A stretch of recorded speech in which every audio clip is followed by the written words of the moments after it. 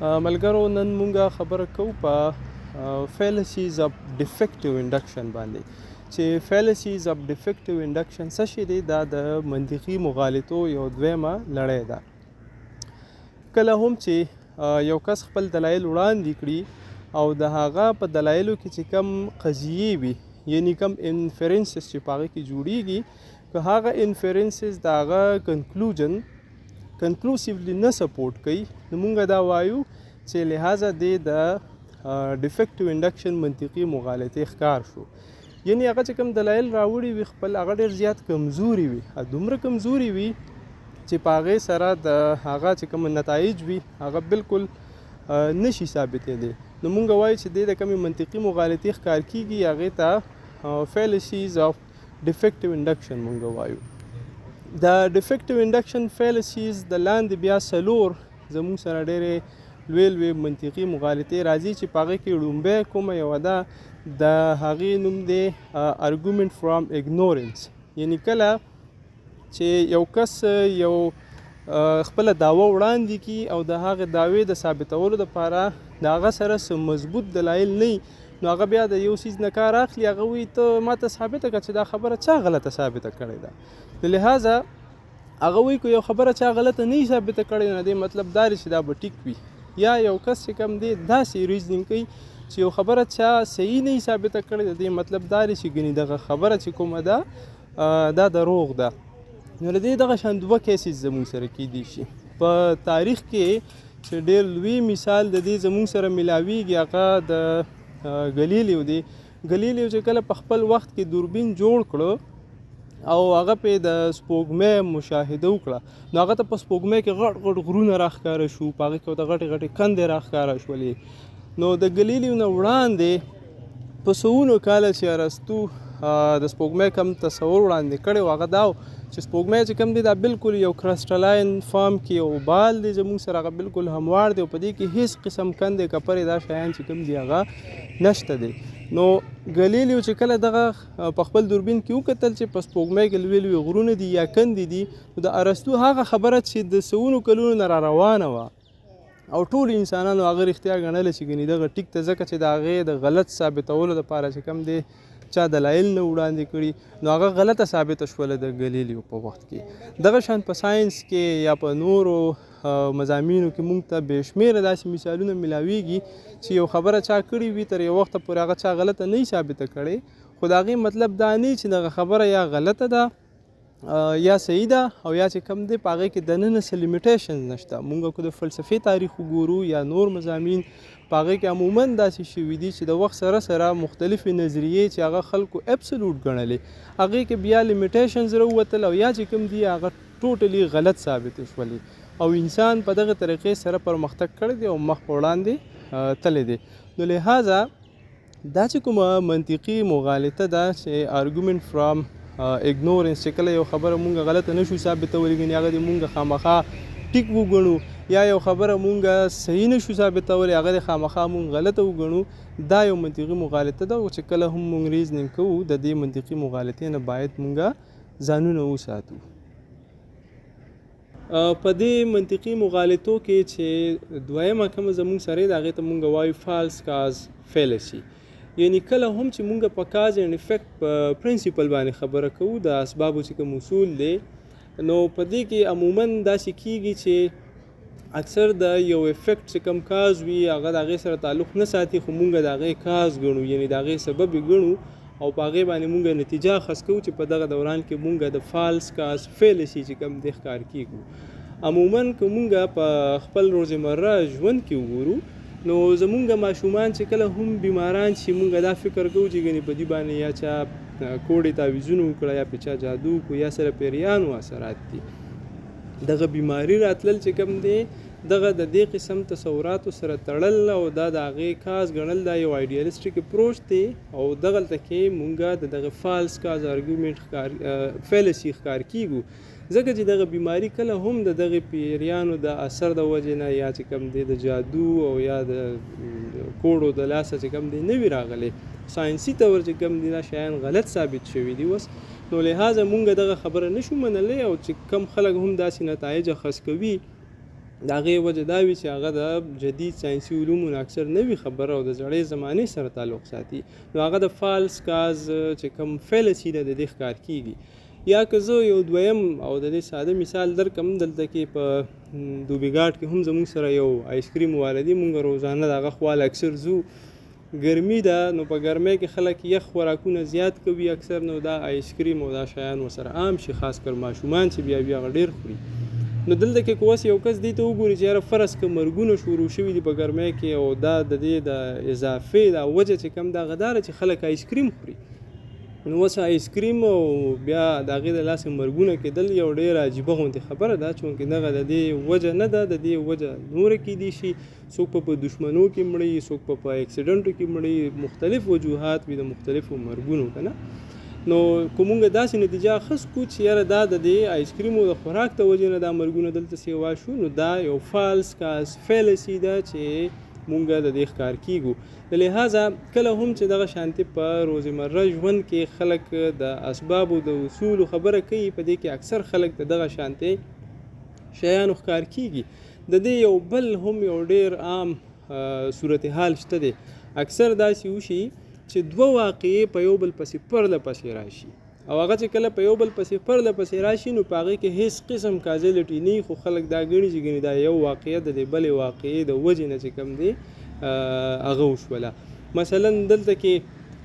باران وریږي او یو ګاډی په دې لار باندې روان دی، اکسیډنټ یې وکړو، نو مونږ وایو دا اکسیډنټ یې ځکه وکړو چې دا باران راښکې شو، د دې د وجې نه چې کوم دی د اکسیډنټ وکړو، لهذا د باران د وجې نه د کس حادثه وشوله. دا فالس کاز فیلسي ده چې د دې مونږ دغه شانتې ښکار کیږو. بېشکه چې اول باران وشو او بیا چې کوم دی په هغې پسې اکسیډنټ وشو، دوه واقعي دي، دوه فنامنا په یو ټایم باندې واقع شو، یو بل پسې پرله پسې. خو د دې مطلب هرګز دا نه دی چې ګنې دا دواړه د دې کې دا یو چې کوم دی د دې بل سبب دی یا کاز دی. نو دا هم یو صورتحال دی چې اکثر د دې زمونږ خلک چې کوم دی هغه ښکار کیږي په بحث مباحثه کې، لہذا د دې نه چې کوم دی ځان ساتل پکار دي. په دې منطقي مغالطو کې چې درېیمه کوم زمونږ سره منطقي مغالطه راځي، هغې ته مونږ وایو اپیلینګ ټو د اناپروپریټ اتھارټي، یعنی دې ته مونږ اپیلینګ ټو اتھارټي هم سمپل ویلی شو. کله هم چې خلک بحث مباحثه کوي او یو کس یو خبره یا یو دلیل په دې بنیاد باندې مني چې یاره دا یو اتھارټي یو کس دی، یو ایکسپرټ اوپینین هغه ورکړی دی، لہذا دا خبره ټیک ده یا غلطه ده، په دغه بنیاد باندې چې ایکسپرټ اوپینین ورپسې شاته مني، مونږ وایو دا کس چې کوم دی د اتھارټي ته اپیل کوي او د دې منطقي مغالطې چې کوم دی ښکار کیږي. وزدا دي چې د دې منطقي مغالطې دوه حالتونه کېدلی شي. یو حالت خو دا دی چې سړی یو رانګ اتھارټي ته اپیل کوي، یعنی اپیلینګ ټو د رانګ اتھارټي چې کوم دی دا فیلسي ده. مثلا زمونږ سره پیکاسو یو ډېر لوی آرټسټ تیر شوی دی او د هغه په آرټ باندې چې کوم دی زه د یو کس نه اوپینین اخلم، خو د هغه کس تعلق چې کوم دی هغه د آرټ د نړۍ سره نه دی، بلکې هغه یا د میوزیک چې ته غټ ماهر دی یا چې کوم دی د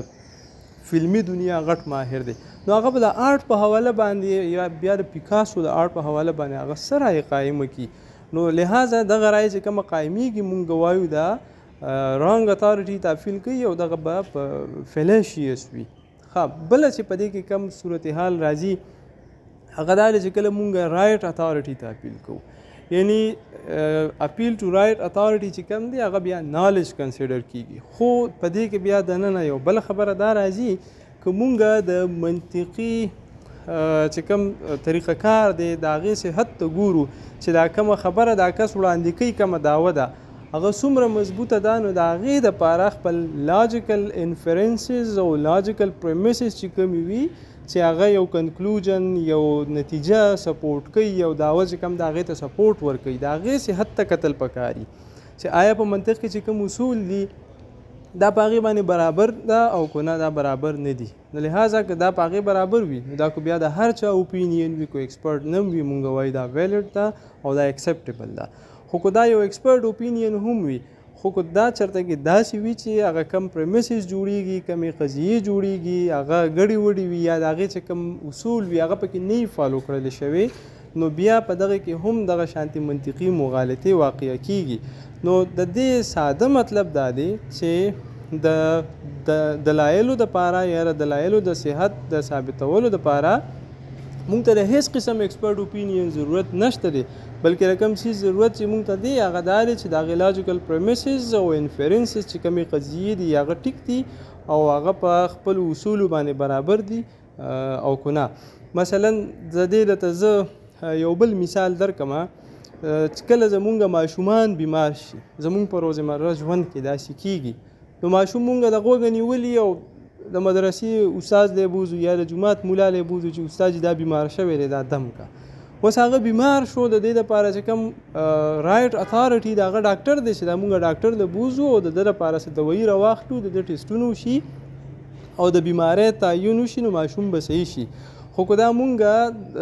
رانګ اتھارټي له بوزو چې هغه په دغې فیلډ پوهېږي نه چې بیماري څه شی دی، د بیمارۍ تعین او تشخص په څنګه کیږي او بیا د هغې چې کوم علامات راښکاره شي په هغې کې د هغې دپاره او بیا علاج څنګه کیږي، نو هغه چې په دې خبرو نه پوهېږي هغه بیا رانګ اتھارټي کنسیډر کیږي او د هغه چې کوم رای وي یا چې کوم طریقه کار وي هغه به بیا غلط وي او د هغې نتایج به ټیک نه راوځي. نو دا زمونږ یو عمومي چې کوم کلیکټیو کانشسنس خلکو جوړ شوی دی هغه هم دا دی. نو لهذا د داسې قسم منطقي مغالطونه او د غلطو طریقه کار نه چې کوم دی ځان ساتل پکار وي چې کله هم مونږه څه لاجیکل ریزنینګ کوو یا د چا سره بحث مباحثه کوو. او که بل کس هم د دې ښکار کېږي نو مونږ ته په هغه ټکي هغه ته صفا ویل پکار وي چې وروره ته دلته کې دا منطقي مغالطې ښکار کېږي، لهذا دا شی چې کوم دی دا د خپل بحث نه لرې کړئ. په دې منطقي مغالطو کې چې اخرنۍ او څلورم نمبر کومه منطقي مغالطه د هغې ته مونږ وایو هیسټي جنرالایزیشن. خو د دې منطقي مغالطې نه وړاندې زه د یو ټکي لږ وضاحت کوم. مونږ وویل چې دا د ډیفیکټیو انډکشن منطقي مغالطې دي. نو په دې کې چې کوم ریزنینګ واقع کیږي هغې ته مونږ انډکټیو ریزنینګ وایو او انډکټیو ریزنینګ کې عموما داسې کیږي